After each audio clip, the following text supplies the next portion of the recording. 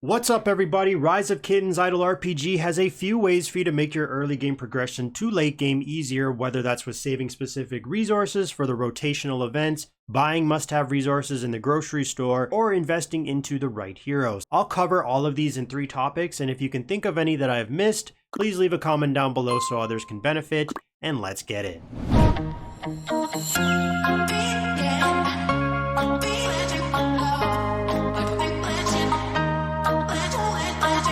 Starting off with the first topic, we have hero investment. Now I've already made a video on what are the best ones to aim for, at least for the early game, so if you didn't see that video, I suggest doing so, as I'm not going to be covering that here. This topic I wanted to go over how you can target specific heroes. So let's say I want Lobu. When you start out, you're going to unlock the crazy 1000 draws. There's 3 rounds. The first day opens on day 1, then you need to wait a couple days, and then you can see round 2 opens on this day, and then round 3 on this day. You are going to be able to get 1000 summons to use, and you can save 3 10 pulls before having to choose one of them. So in this example, I ended up saving a 10 pull I got with Lubu, then there was some random other 2 10 pulls. The reason why saving is good, because I think I got Lobu in about 300 summons, so I saved my first 10 pull, and then I tried to continue on to see if I could get a better one with Lobu again. Maybe I could get him plus another strong hero in the game. Unfortunately, I didn't, so this one is what we're going to be choosing. This is a very nice way for everyone to hopefully, because you aren't guaranteed the hero you're looking for, to get a quick copy. This is where I would reroll if you didn't get what you want in the 1000 summons for day 1. The other way is going to the item exchange, scrolling over to the tiger tally, and then looking at these top 2 boxes. You have the 4 faction strongest heroes and the 4 faction elite heroes. You get these tiger tallies from completing your guild realm. When you make it to Ruins 3 and open the chest, you will be giving a tiger tally. This resets every day, so you're going to be getting 1 a day, if you're able to make it here. Now there's going to be a statue on Ruins 1 to 3 that you will need to beat to continue onwards. I highly suggest always making sure you get this done, because these boxes, not so much for the one that costs 3, as it has the lower tier heroes, although Wu Zetian, as always probably pronouncing the name wrong, is a solid pick. Dian Wei seems solid, but I would save up 10 for this box, as it has the go-to heroes in the game, such as Lobu, Alexander, Caesar, Cacao, and Nobunaga.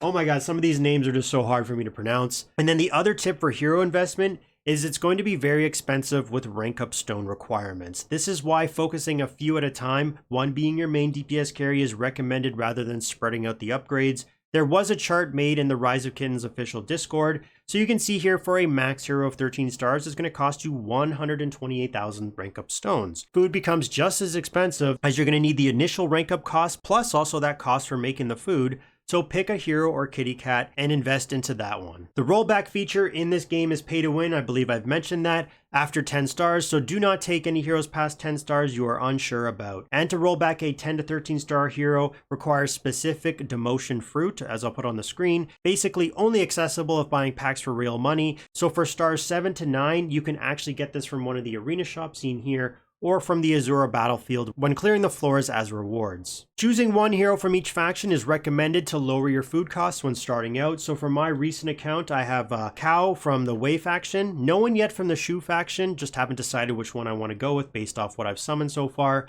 Alexander from the Wu faction, Lobu from Warlord, and from the Immortal, I'm still waiting on the Grandpa with the Peaches, but I will work on Artemis since I do need more heals in my lineup.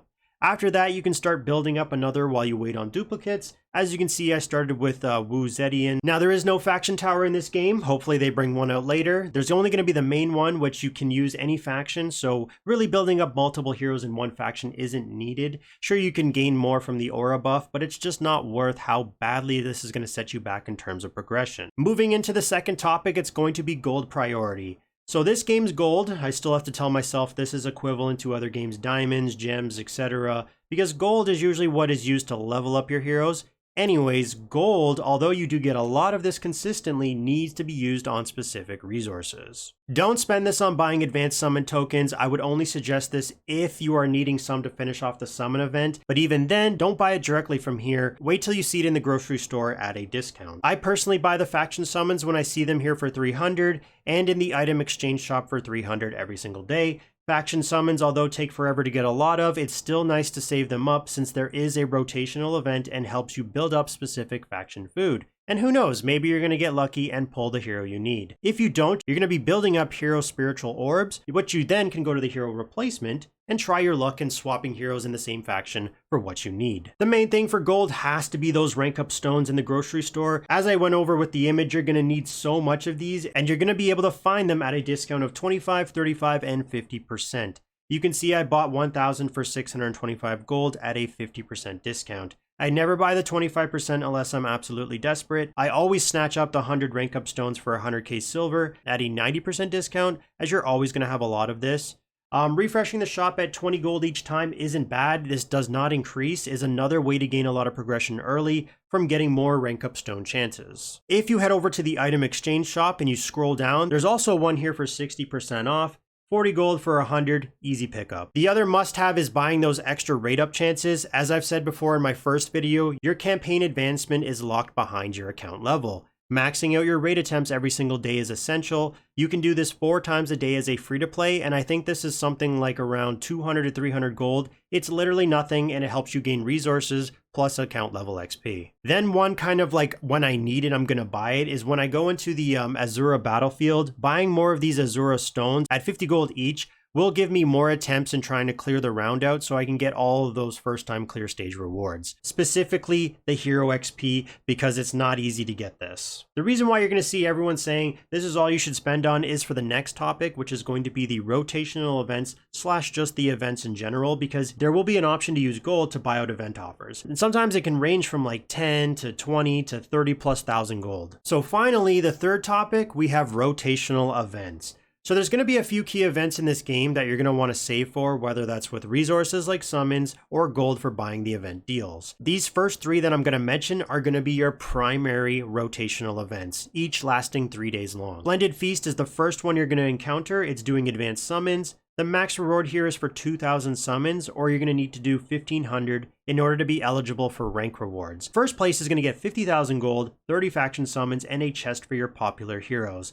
Honestly, these ranking rewards are wild. Even if you rank in the 4 to 10, 20,000 gold is a good amount. I'd suggest after your day 3 ends, like mine on my account is ending right now in a couple hours, to then start saving your summons for the next time this comes around. Then we have the tally event. This event, I really don't remember much about it, unfortunately, but tallies are for your heroes to grant them stats and skills that are going to range from basic to intermediate to advanced. From what I remember, you're going to get some login rewards like you do with all of them, and then the main goal here is to open up these tally blind boxes. I don't remember how you get them. Honestly, this might be a pay-to-win event. Then it's going to be faction summons, similar to advanced summons. However, the max needed here is 200 for the shown rewards. You need to do 150 to be eligible for the rank rewards, but the most ideal spot is going to be saving, I believe it's at least 103, because looking at this image right here, you're going to gain back 41 faction summons from doing 100 faction summons, plus you're going to be able to get 6 from the login rewards, so that's going to bring you to 47 plus 103. That's going to be what you need to gain 150 to be eligible for those rank rewards. After these are done, there are other random events that pop up, but these have quests to complete rather than saving resources. Like you can see on my first account, one of them right now is the Divine Palace.